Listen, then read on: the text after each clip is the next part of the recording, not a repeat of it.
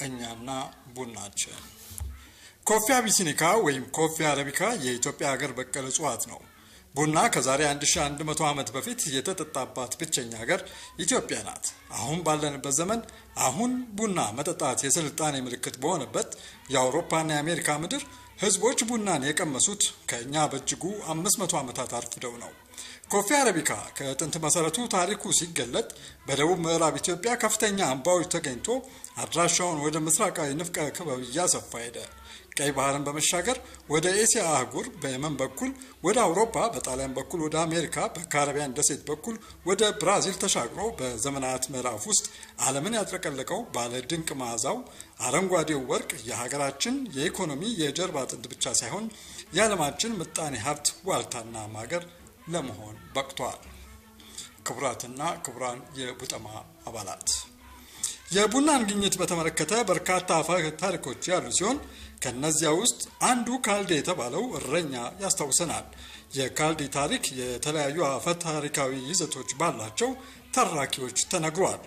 እንደ አፈ ታሪኩ አገላለጽ ፍየል ጠባቂው ካልዲ ፍየሎቹ የቡናን ፍሬ ቀምሰው በደስታ ሲፈነጩ ሲቅበጠበጡና ሲዘሉ በማየቱ የባህሪ ለውጥ ያሳዩበትን ምክንያት በራሱ ዘዴ መመራመር ጀመረና ፍሬውን ቀጥፎ አጣጣመው። በተራው አእምሮ በልዩ ስሜት ተነቃቅቶ መቅበጥበጥና መፈንጠዝ ጀመረ። ከፍተኛ የማነቃቃት ኃይል እንዳለውም የተረዳው ካልዲም ፍሬውን ለሚስቱ እንዳቀመሳት እሷም አእምሮዋ ብሩህ ሲሆን ተሰማትና ይህስ ከሰማይ የተላከ ነው በማለት አድናቆቷን እንደገለጠችለት ከአፈ ታሪክ ይናገራል። ሔዋን አፕልን የሰጠችው ካልዲ ግን ቡናን የሰጣት። ከዚያም በመቀጠል ካልዲ መጀመሪያ ለራሱ የቀመሰውን ቀጥሎም ለሚስቱ ያቀመሰውን ፍሬ በሚቀጥለው ቀናት ደግሞ ለሃይማኖት አባቶች አቀረበ። እነሱም ቀምሰው ልክ እንደ ሐሺሽ አይነት የመነቃቃት ስሜት ሲፈጥርባቸው ይህ የሰይጣን ስራ ነው በማለት እሳት ውስጥ ወረወሩት። የቡናው ፍሬ በእሳቱ ላይ ባረፈ ጊዜ በእጅጉ ደስ የሚል መዓዛ የያዘ እንፋሎት ቤቱን አወደው። የቡናውን ጭስ ደስ የሚል ሽታ መዓዛ ወደዱትና አደነቁት። ፍሬው ልዩ የተፈጥሮ ጸጋ እንደሆነ በመረዳት ልዩ ልዩ ዘዴ በመጠቀም የቡናውን ባህሪ ማጥናት ጀመሩ። ቀስ በቀስም የማነቃቃት ኃይሉን በትክክል ስለደረሱበት ሌሊት ለሚደረጉ ረጃጅም ጸሎቶች አካልና አእምሮን ለማበረታታት እና እንቅልፍ ለማስወገድ እንደ ማነቃቂያ ይጠቀሙበት ጀመር።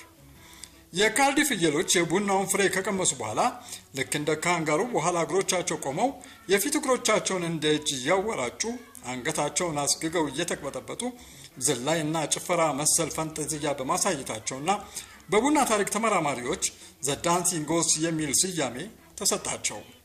1200 ዓመታት በኋላ ዘ ዳንሲንግ ጎስ ወይንም ዳንኪረኞቹ ፍየሎች የቡና ንግድ ምልክት እስከመሆን ከመድረሳቸውም በላይ በዚህ ስያሜ በዓለም ዙሪያ በርካታ የቡና ካምፓኒዎችና ካፍቴሪያዎች ተከፍተዋል። ቡና ድንበር አቋርጦ ባህር ተሻግሮ ወደ ሌሎች አህጉርና ሀገራት ሲዘምት የመጀመሪያ መዳረሻ ያደረገው የአረብ ምድር ሲሆን የመጀመሪያው ሀገር ደግሞ የመን ናት። በ900 ዓመተ ምህረት አካባቢ ለንግድ ወደ ኢትዮጵያ የመጡ የአረብ ሲራራ ነጋዴዎችን የቡናን ፍሬ ወደ ሀገራቸው በመውሰድ በሰፊ ማሳ ላይ ተክለው የተንጣለለ የቡና እርሻ በየመን ምድር ላይ ማስፋፋት ጀመሩ። ለመጀመሪያ ጊዜ ፍሬውን ቆልተው ፈይተው በጀበና አፍልተው በሲኒ መጠጣት ለመዱ። ስሙንም ቃዋ አሉት። ትርጉሙም እንቅልፍ የሚከለክል የወይን ፍሬ ማለት ነው።